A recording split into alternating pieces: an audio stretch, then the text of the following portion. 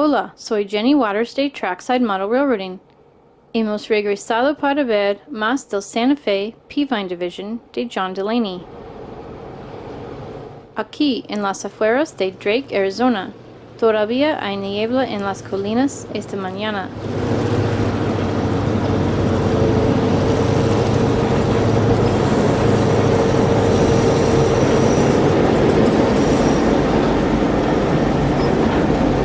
Trackside model railroading, where the hobby comes to life.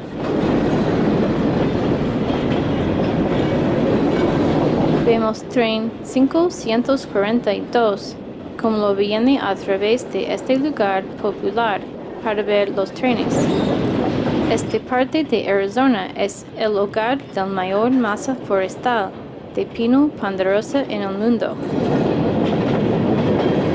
Nota el lastre rojo en la línea principal que el Santa Fe extraje de una cantera cerca de Flagstaff.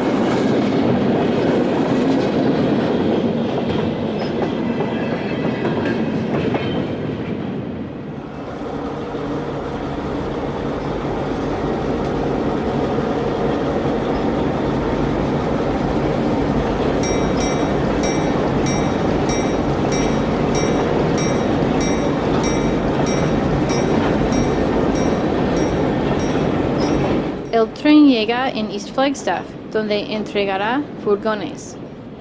Algunos de los furgones serán puestos en la vía de Phillips Petroleum.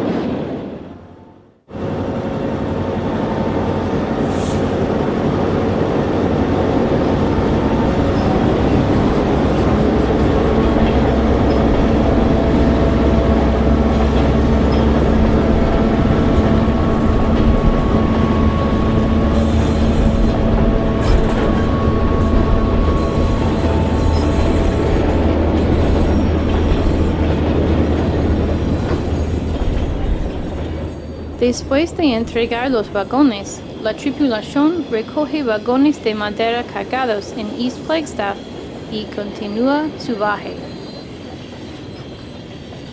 Para ver más de nuestros episodios cortos, por favor, suscribirse y seguirnos. Puede ver mucho más de este diseño ferroviario modelo en el Blu-ray.